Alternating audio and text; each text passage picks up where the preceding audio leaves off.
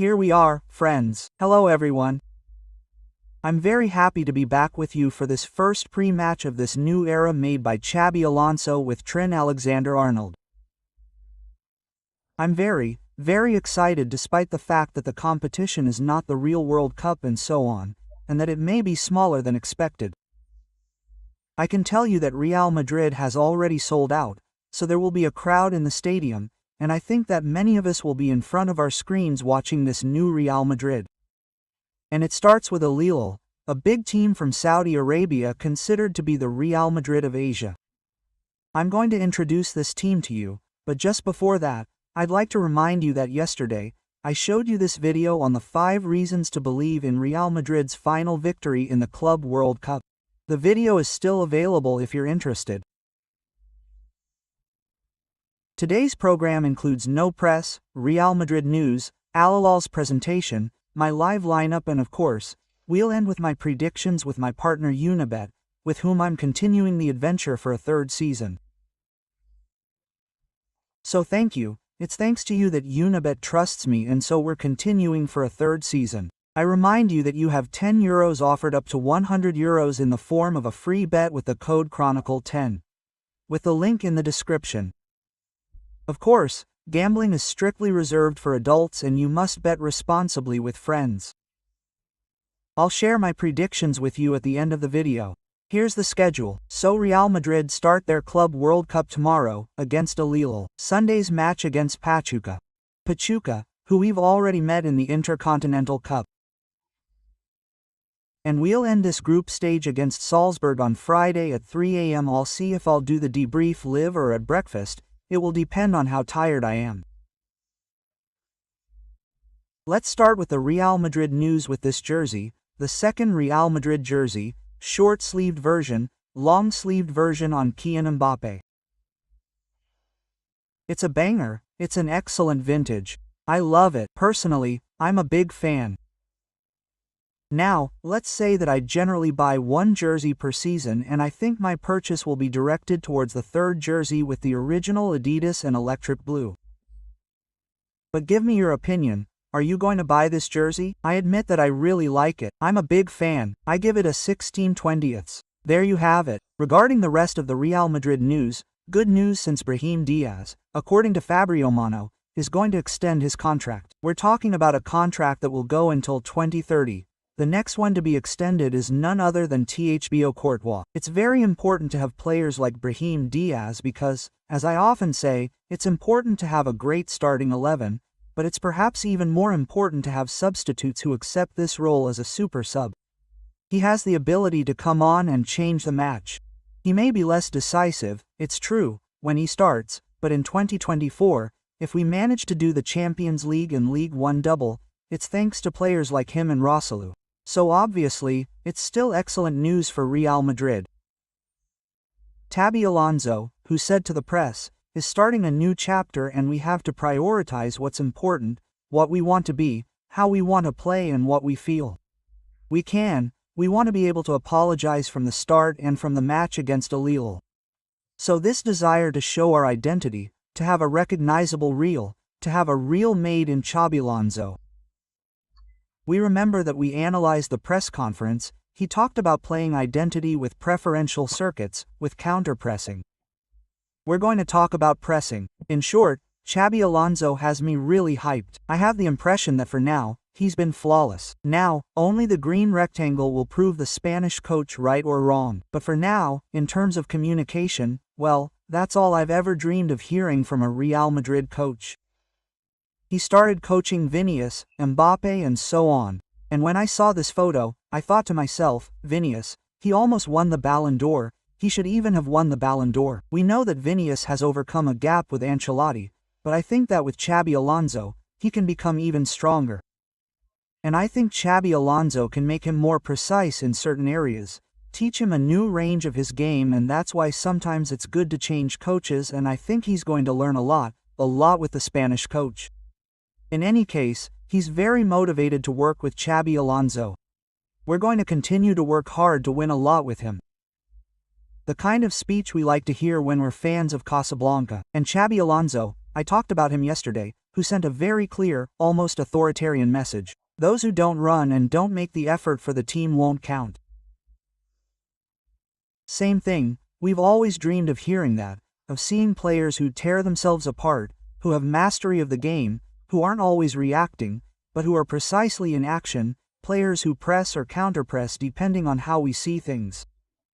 And I can't wait to see how Vinícius will do it. I have no doubts about the Brazilian, and I can't wait to see how Mbappé will behave with the new Spanish coach, and especially if the Spanish coach will keep his word in the event that a player doesn't make the effort required. Mbappé isn't making the effort. Will he have the courage to do it knowing that he's Real Madrid's marketing product, that he's Florentino Perez's player, and that he remains an important asset of the club? Can you be capable of putting such an important asset of this club on the bench? In any case, one thing is certain, Real Madrid's communication is really focused on Xabi Alonso. You look at the Real Madrid posters, the Real Madrid front pages, Xabi Alonso is still the main character of this 2025-26 story. And that's good news. Xabi Alonso, who did a sort of briefing with his team, and he said that the most important thing to implement was pressing. He's obsessed with that. He wants his team to work to win the ball back as quickly as possible, which therefore coincides with the statement he made and that the Greenhouse reported to us. Those who do not make the effort will not play. Xabi Alonso's obsession is to win the ball back, a bit like Luis Enrique's PSG, who generally win the ball back in less than 8 seconds. It's a pretty staggering average, and yet it's what allowed PSG to win the first Champions League in its history. We also learned from the Greenhouse that Trent Alexander-Arnold and Dean Huijsen should be starters at the Club World Cup, which reinforces the hype and seems logical given Real Madrid's current squad. That is to say, Carvajal is back injured, Rudiger is still injured, Militao is also injured, and he is very fair. So we should have, and we'll see it in my lineup, the Raúl Asenio duo, and regarding the attack, it's Vinícius and Kylian Mbappé who are leading the attack against al-Hilal. Well, in al-Hilal, we're getting there since Simon Inzaghi is the new coach of al-Hilal.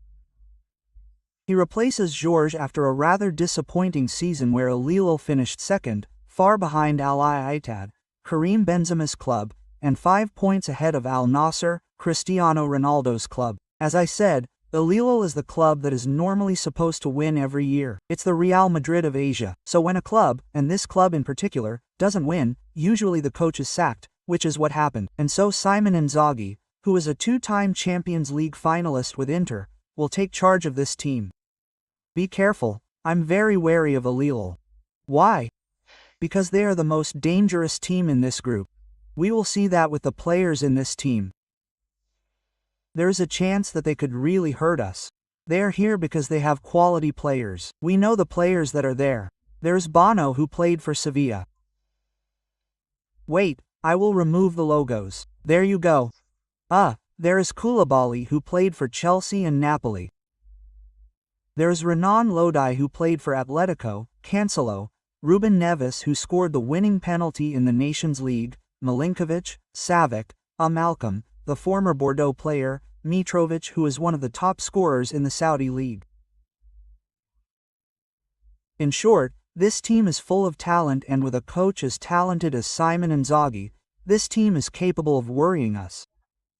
I'm not saying that Real Madrid will lose this match, of course, on the contrary, but they are the most dangerous team in this group and we start with them. And besides, if we look at the form of both teams, whether it's Real Madrid or al-Hilal, well, al-Hilal has 4 wins in the last 5 matches, which is the same for Real Madrid. So 2 teams that are coming into this match in pretty good shape, even though we are clearly entering a new season, even if not in terms of numbers, but because this Club World Cup is still part of the 2024-2025 season. In terms of the starting 11 that Match and Direct has proposed, we have that at al-Hilal this season. Obviously, they won't play with that system against Real Madrid. I think we'll even have a 3-man defense, which is a bit of a staple and Simon Inzaghi's specialty, but we can see that this team is still full of talent and that we have very well-known players in each line. So, Koulibaly, Lodi, Ruben Neves, Milinkovic, Savic and Mitrovic. It's mainly the relationship between Milinkovic, Savic and Mitrovic that I'm worried about because they're both very tall, very strong and both have very good headers. So, I'm very wary of Milinkovic Savic, who was at one point announced as a Real Madrid player. So those are the three players that I've put at the top of the bill for al-hilal. Milinkovic, Savic, Mitrovic and Koulibaly for the Saudi team's rearguard. I made a mistake. Now let's move on to my lineup that I want to see against al-hilal. We'll get there. There we go. Can you see the screen? Normally, it's okay. Well, logically in the boxes, we'll have Thibaut Courtois, who was announced by the press as the next player who will renew with Real Madrid. What kind of lineup will we have? I'm going with a 433. Shouldn't we have a 442? 41-2. I think we'll have something like this. On the right, we'll have 30 Alexander-Arnold, who should be a starter. We also know that Queen will be a starter. We know that Mbappe and Vinícius should be starters. I'm relying on what the press is saying. We'll see if it's right or not. According to the press, Bellingham should play a little lower. In any case, that's part of Xabi Alonso's wishes. Play a little deeper, have Bellingham play a little lower. I told you about Raúl Asano earlier. I'm doing a process of elimination and I'm looking at the positions that I'm wondering about. I see Valverde playing as an indispensable captain at heart. I'm also looking at Tchouaméni because he finished the season well. There are two positions that I'm wondering about. With Mendy injured and Carreras not having come by elimination, we will have Francisco Garcia. The question of number 10 remains. Will we have Rodrygo, who is one of the first players who trained the most under Xabi Alonso and therefore, de facto, is perhaps one of the players most likely to understand Xabi Alonso's system, which would therefore seem logical to be in the starting lineup. Will we have a Hardegger, since he is also one of the players who really like Xabi Alonso? Personally, I would really like to see Hardegger in this number 10 role, knowing that I say it every time, there is the lineup and there is the animation behind it. Or, we could have a Brain Diaz, but I believe in this scenario less and less. So, Xabi Alonso will have to make choices. Will he do like Carlo Ancelotti and put in the Fantastic Four? Which would mean, in a 442, that we could have a Rodrygo a little further back, and that would perhaps be the touch of Xabi Alonso, the surprise of Xabi Alonso, to trust Rodrygo. Or will he make a choice and perhaps rest one of the three up front, perhaps a Vinícius, perhaps an Mbappe who has just arrived, or maybe a Rodrygo to follow? I would perhaps go with that 11 or with a Hardegger. I would almost have a preference for Hardegger. I like the Turkish player in this number 10 role. Let me know what you think in the comments. So, you give me your prediction and especially you give me your 11. We continue with Real Madrid at al-hilal. The last meeting between the two teams was in 2023 and Real won 5-3 against the Saudi club. Remember, Vinícius scored twice, Karim Benzema scored, Valverde scored twice, and the 5-3 victory against al-hilal. This is the only matchup between these two teams. I think it's time to move on to my prediction, so I'll remind you of the bonuses with my partner Unibet, with whom I'm starting a third season. You've got €10 free, my friends, and you've got €100 in free bets. Now, you have to bet responsibly, and this is strictly reserved for adults. Now that that's been said, here are the codes that Unibet offers us. Real Madrid are the clear favorites at 1.5. 98% of forecasters are going for Real Madrid, and we're going to follow the crowd. Of course, we're going to bet Real Madrid at 1.25, knowing that al-hilal is priced at 8.90. There you have it. Very few people and bookmakers see al-hilal causing a surprise against Xabi Alonso's Real Madrid. I like this bet. Real Madrid, it's pretty simple, there aren't huge odds, but I think Mbappe is looking for revenge. We talked about it yesterday in the video about the 5 reasons to believe in the title. Real will win, I have no doubt about it, and if we combine the two, that makes odds of 1.61. So obviously, that's not where you make a lot of money, but I think the odds are pretty good. Goals for both teams, yes, because Celta will play at 3 p.m. It's very hot, The Atletico players are full of it.